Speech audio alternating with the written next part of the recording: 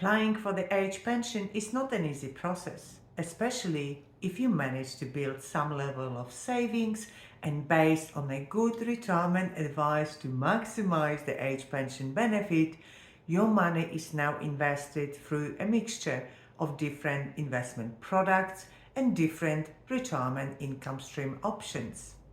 Often I receive phone calls and messages asking me for assistance with applications for the age pension, as forms are complex and process is very stressful and can be almost unpleasant.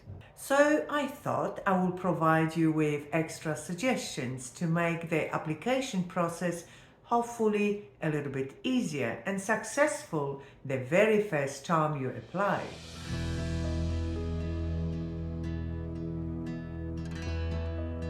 My name is Catherine Eastbrand from About Retirement.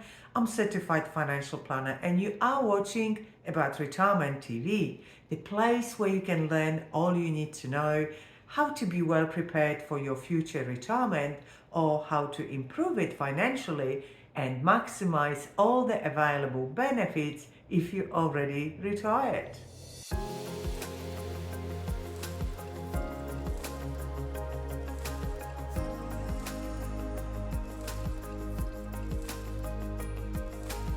First, there are a couple of steps you need to take before you even start completing the age pension application. Number one, check your eligibility criteria. Are you eligible in the first place? And a very good starting point is my video, Age Pension, Are You Eligible? An easy explanation of eligibility rules. However, keep in mind that the income and asset test minimums and maximums are updated quarterly. Number two, check what is your age pension benefit entitlement. If you are unsure how income and asset test work, watch those videos, Age Pension Asset Test, The Truth Revealed, and Age Pension Income Test Madness. All those videos are a perfect starting point. However, nothing will replace the age pension focused financial planning advice. Not only your age pension payments could be improved, but as I explained in many of my videos and articles, your overall retirement income can be increased while being more secure, predictable, and lasting longer. Assuming that you pass the first 2 points, now is the time to start completing this age pension application. You can complete your application either online through MyGov or the old-fashioned way. Print the paper, complete the application, and then visit the Centrelink office.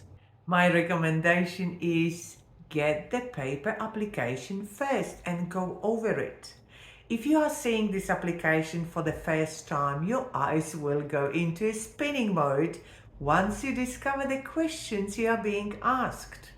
Even if you are the most confident with completing applications online, there is so much data you will have to find, research, or prepare that you will need some time to have it all collected for full completion of the application. There are 2 basic forms that every applicant needs to fill in. Number 1, claim the age pension and pension bonus. And number 2, income and assets form. Although the claim form is designed for a couple, if you are single, you still use the same form. However, your answer to the first question, do you have a partner, should be no. And then keep completing only the left column of the application. If you are in a relationship but only one person applies for the benefit, please reply to the question, do you have a partner? Yes. And then you are required to disclose all the assets you both have. However, some of the assets will have an additional question as to the assets ownership. Hence, if you have a joint bank account, then the ownership on the form is 50-50. If your ineligible partner has a superannuation account, for example, you still have to disclose it and then write the ownership as 100% to your partner. If you live outside of Australia, I will prepare a separate video on that process.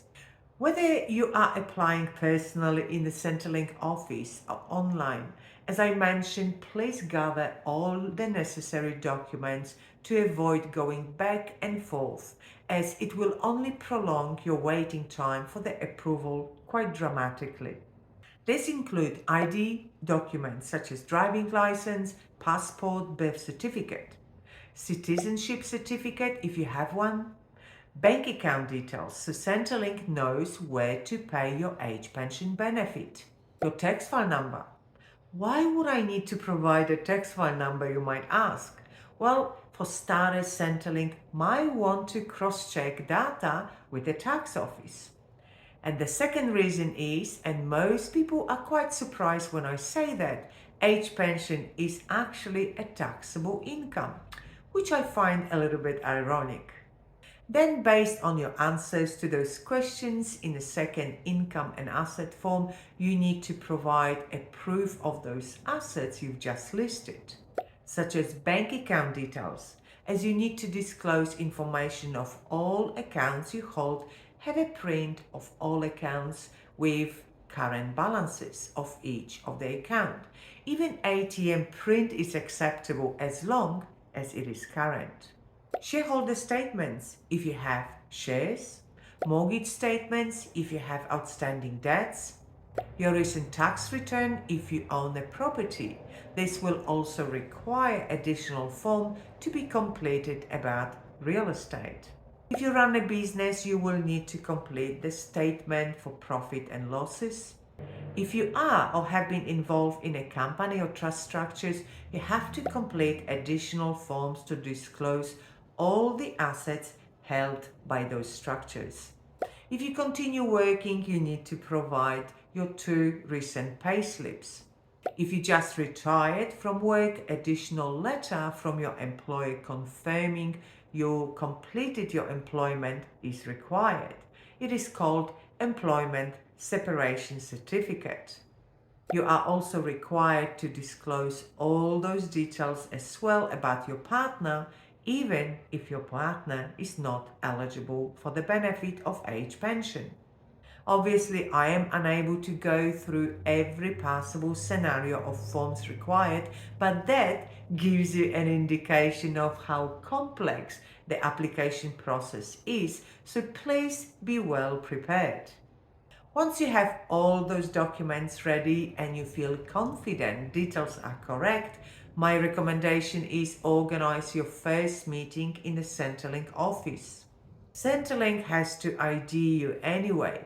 Centrelink does not accept any certified documents. You need to provide originals and they will take their own copies. So if you are going to the Centrelink office to be ID, you might as well just take your application with all supporting documents and while speaking with the Centrelink officer, provide all your forms. The officer will scan them all, go over your application, and if anything is lacking, she or he will let you know so you can prepare the missing documents. Then your application goes to the assessment team and sometimes it can be approved in a matter of a couple of weeks, but sometimes it can take much longer, which can be frustrating as you may not be updated for quite some time. Then it is up to you to follow up as much as you possibly can, but whether that helps or not is anyone's guess. I hope you found this video helpful. If yes, please give it a thumbs up and subscribe to my channel not to miss my next video. To learn more or to book a private consultation with me, either to maximize your age pension or to improve your retirement income and your savings, visit my website aboutretirement.com.au. You will find lots of additional information, articles, videos, and other tools to assist you in your retirement preparation and planning. You will also find a book a meeting button to set the time for us to meet and discuss your situation and how to improve it. And while you are on my website, don't forget to sign up to my newsletter that keeps you up to date with all the changes that can impact your retirement. And now please continue watching those videos I mentioned before. Age pension, are you eligible? It is essential to understand the basics of age pension system. Then, pension asset test, the truth revealed. This is a fantastic way to understand how Centrelink calculates value of your different assets and the asset test. And that is the one test that limits age pension for almost 80% of retirees. I will speak with you in my next video. Bye for now.